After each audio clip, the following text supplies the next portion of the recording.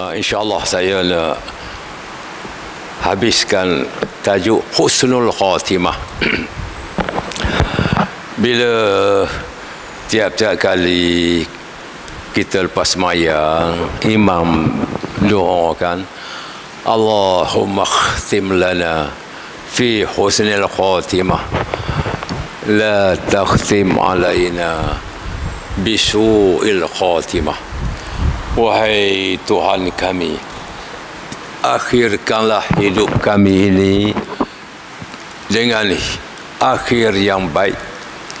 Jangan sekali-kali akhir hidup kami akhir yang jahat. Sebelum saya baca ni, saya nak baca lagi, nak cakap lagi supaya lekat pada otak kita. Sepenting-penting perkara buat masa ni lah kita bertaubat kepada Allah dari segala dosa. Bertaubat dari segala dosa. Allah firman, Innallaha yaqbalu taubah. Allah Ta'ala terima taubat. Dan Allah Ta'ala memberitahu tidak ada dosa yang tidak diampun, tetapi hendaklah mati dalam iman. Imam Ghazali tulis dalam kitab ni lah, Sirrul Salikin, tajuk dalam taubat tu khatimah, penyudah hidup. Imam Ghazali mengatakan, membuat kesimpulan, taubat itu disyaratkan 3 perkara. Pertama, kita tinggal segala maksiat yang telah kita buat itu dengan kehendak sendiri. Bahasa kitab kata dengan ikhtiar, dengan kehendak sendiri. Kita tinggal maksiat yang kita buat itu dengan kehendak sendiri.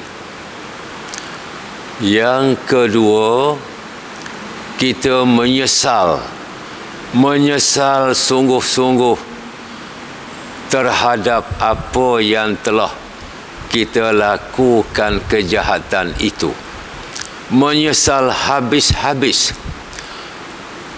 sampai setengah daripada orang itu keluar air mata sedih terhadap kejahatan yang telah lepas.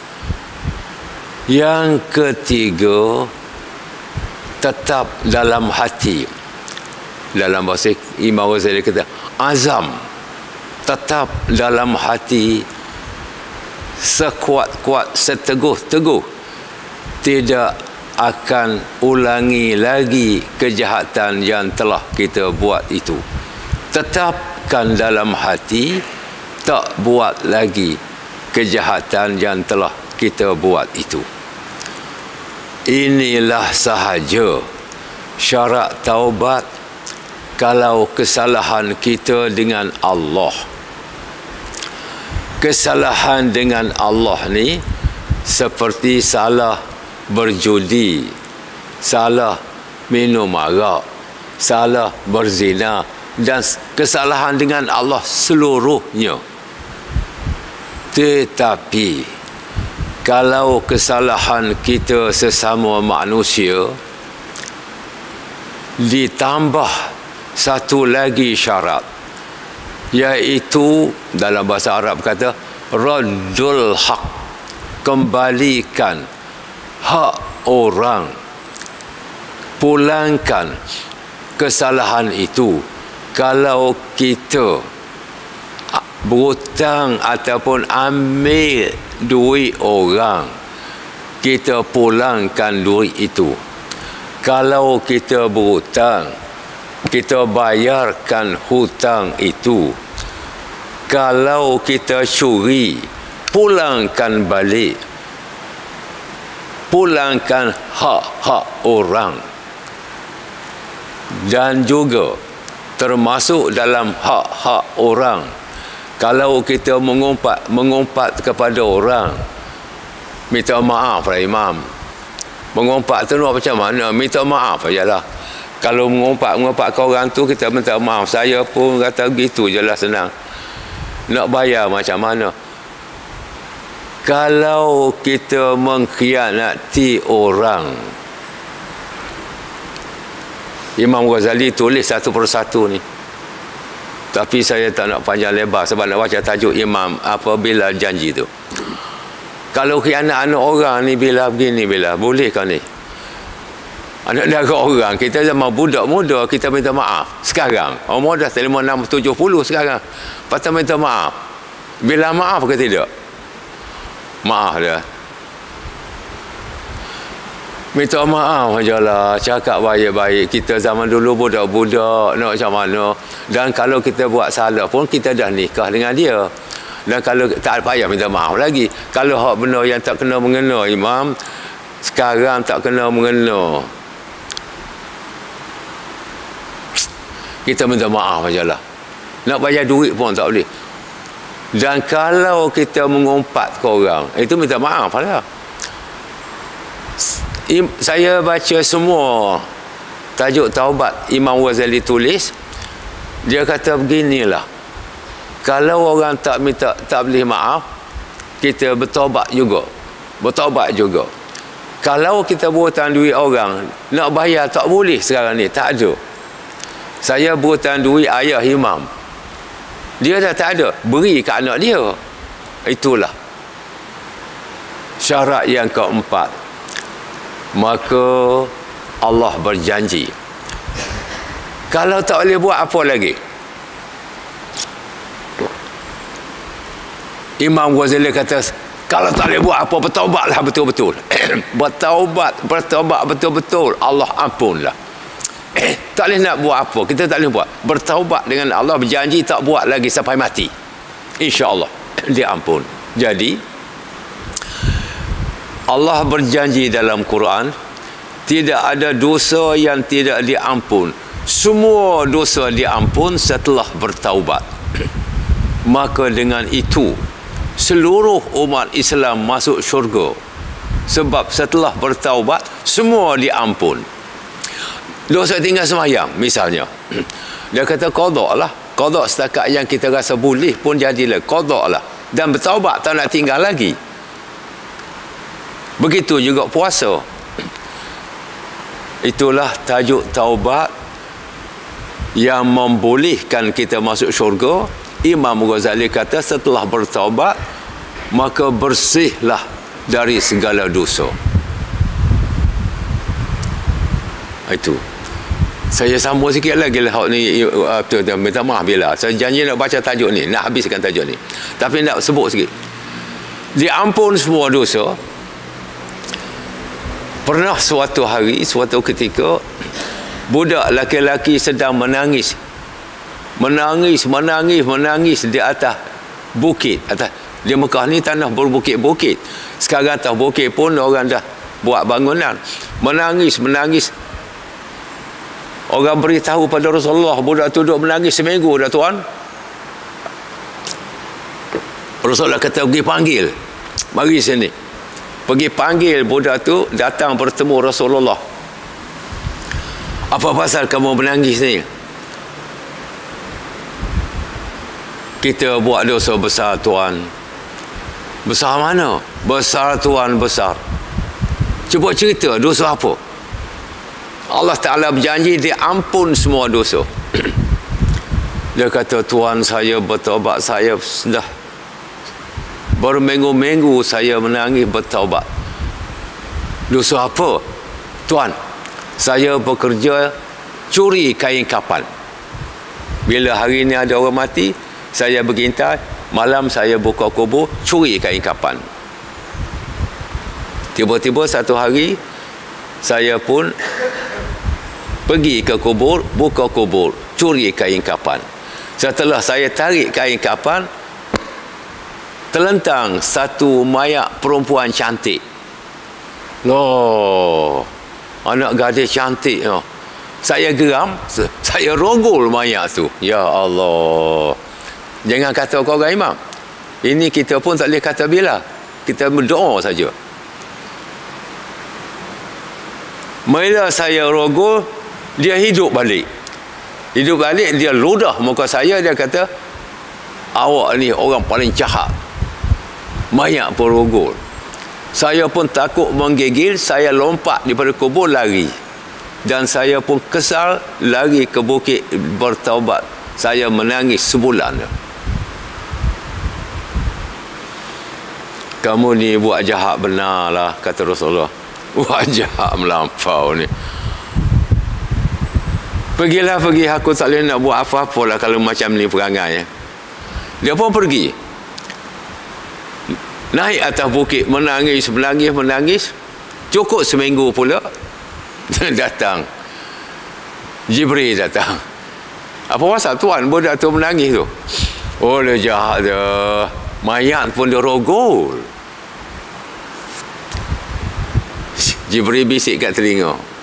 Tuan, siapa dia buat budak tu? Allah menciptakannya dan menciptakan saya. Siapa dia beri rezeki ke budak tu? Allah yang beri rezeki pada saya dan dia. Siapa berhak mengampunkan? Allah berhak mengampun. Tuan, panggil dia balik. Rasulullah pun perintah sahabat supaya panggil balik. Budak tu pun datang balik. Dan Rasulullah kata, Allah ampunkan dosa kamu. Budak itu pun sujud syukur kepada Allah dan balik. Ini maksud dia ya, nak cakap Allah Ta'ala ampun semua dosa. Ampun semua dosa.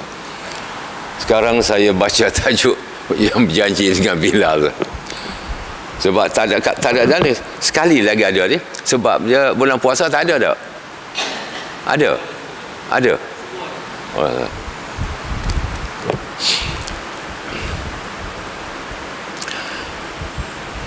Imam Ghazali menulis, kata Imam Ghazali rahimahullah, wa aksaru haula'i yarji'u khawfahum ila su'il khatimah.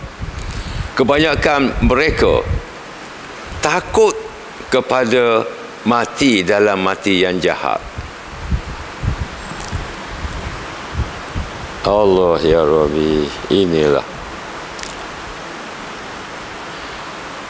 Walamma hadara Sufyan ja'ala yabki wa yunawwih faqila lahu ya Aba Abdullah alayka bir raja fa inna afwa Allah a'zam min zunubika faqala aw ala ya zunubi abki law alimtu anni amut ala tauhid lam ubal alqa Allah bi amsalil jibal minal khotoya. Manakala sampai tempoh kematian Sufyan Sauri, ulama tasawuf besar. Sufyan, sebut Sufyan, orang kena ulama tasawuf dan ulama besar. Ja'ala yabki wa yunawwih, bila hampir mati dia pun menangis. Wa yunawwih tu merengek-rengek, menangis. Faqila lahu ya Aba Abdullah, sahabat pun berkata, wahai Abu Abdullah, itu gelaran dia, wahai tuan, alaika bir raja, tak payah menangis, fa inna afwallah a'zam, pengampunan Allah lebih besar daripada dosa tuan. Faqal, maka berkatalah Sufyan, au alayya zunubi abki, awak sangka saya menangis ni kerana dosa ke? Lau alimtu anni amutu ala tauhid, kalau aku tahu aku mati dalam tauhid, kalau aku tahu aku ni mati dalam mentauhidkan Allah, lam ubal, aku tak peduli an alqallah bi amsalil jibal minal khotoya, kalau aku tahu aku mati di dalam mentauhidkan Allah, aku tidak peduli walaupun aku mati dan bertemu Allah membawa dosa seperti beberapa buah bukit. Kalau aku dosa beberapa buah bukit pun aku tak takut dan tak peduli, asalkan mati dalam tauhid.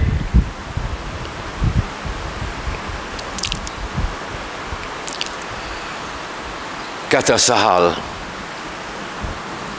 al-murid yakhafu an yubtala bil ma'asi wal 'arif yakhafu an yubtala bil kufri. Kata Sahal, murid-murid, mana orang yang belajar tasawuf apa tu, takut mati membawa dosa. Manakala orang-orang alim, tok-tok guru tasawuf tu takut mati dalam kufur. Dosa dia tak takut sebab dia tak buat dan dia bertaubat. Takut mati dalam kufur. Sebab tu Rasulullah pesan, bila belum tidur, baring saja belakang kita tu baca Astaghfirullahalazim allazi la ilaha illa huwal hayyul qayyum wa atubu ilaih 3 kali. Kemudian saya dah minggu lepas saya dah baca akhir surah Isra. Bila selalu baca ke? Akhir surah Isra tu.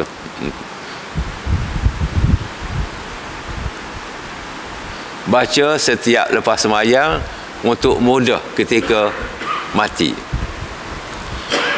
Alhamdulillahillazi lam yattakhis waladan wa lam yakul lahu waliyun wa lam yakul lahu syarikun fil mulki waliyum minaz zulli wa kabir takbira. Rasa tiap-tiap hari bila baca di hujung sebelum daripada habis, selepas habis takbir ke, tapi setiap hari dia baca tu. Itu kalau nak rujuk dalam Quran, akhir surah Isra. Tok guru pesan supaya mudah ketika menghembus nafas yang akhir. Jadi baca lepas sembahyang, bacalah sekali juga, sekurang-kurang pun.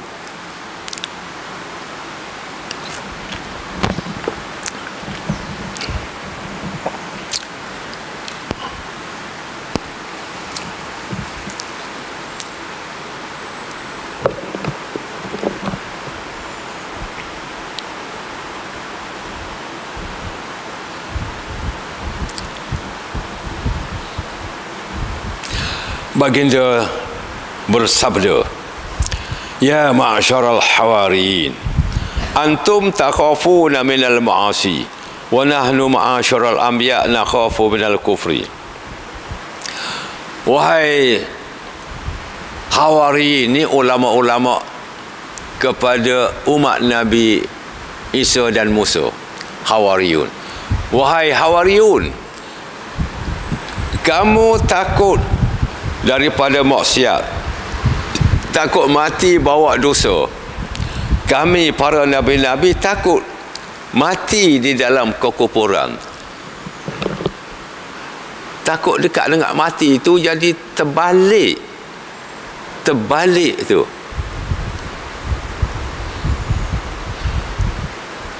Alhamdulillah di Malaysia tak ada berlaku lah, sebab kita tak ramai. Di Indonesia ada berlaku.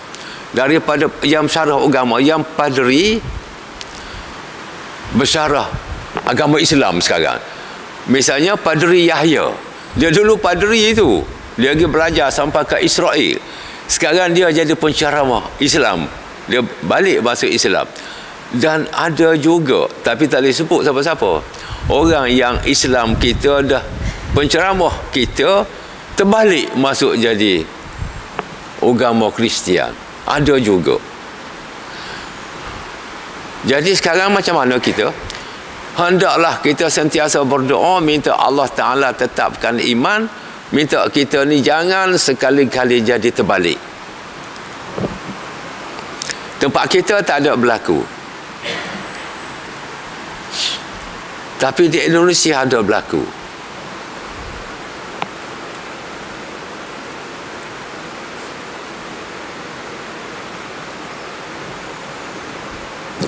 Budak ITM masuk Kristian dulu tu bukan tak reti Quran reti.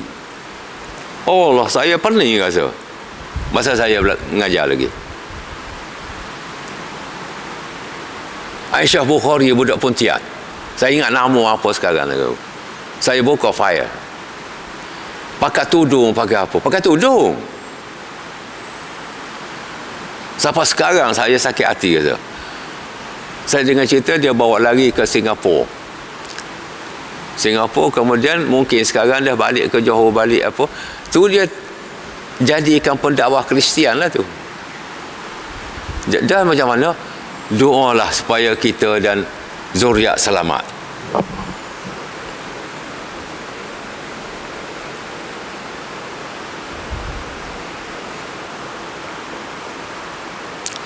Baginda bersabda,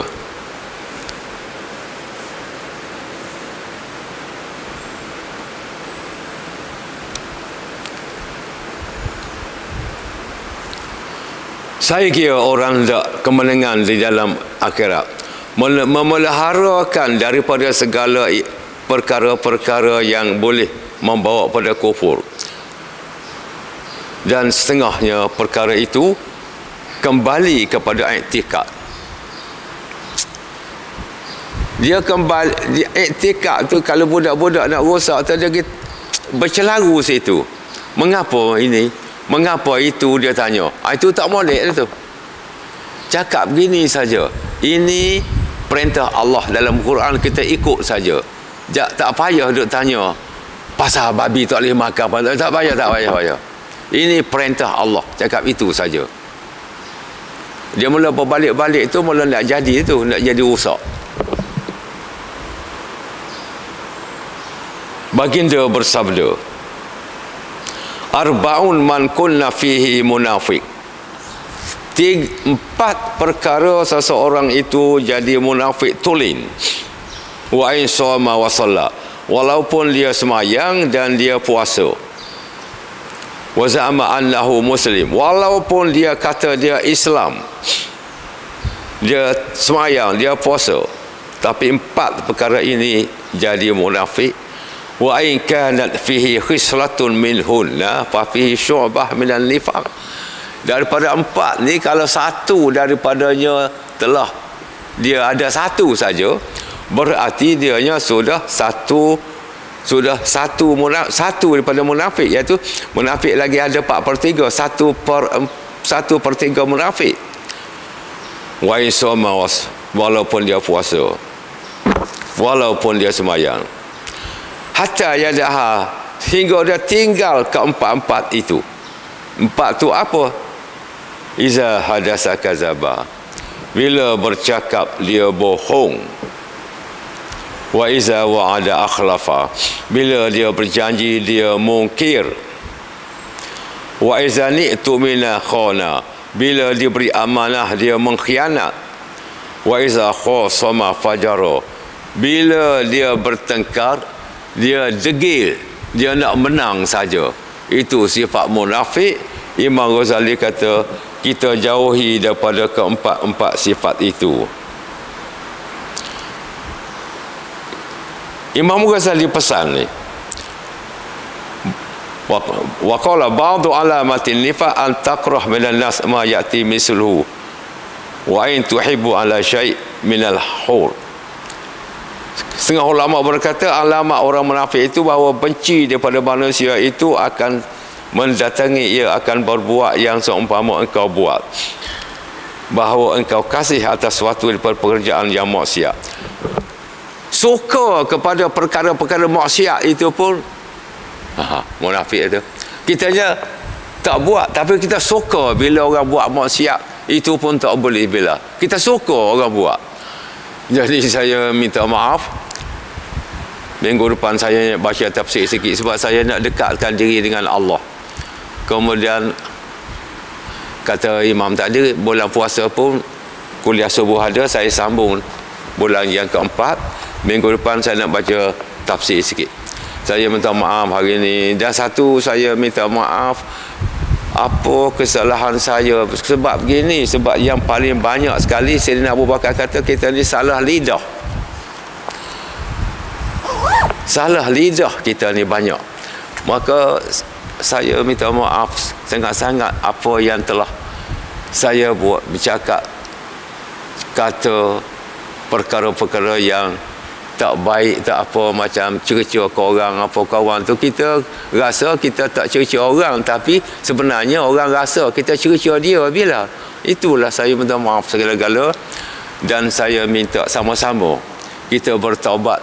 Syarat taubat telah saya nyatakan. Pertama, menyesal. Pertama, tinggal segala kejahatan yang telah kita buat. Kedua, kita menyesal apa kesalahan yang telah kita buat.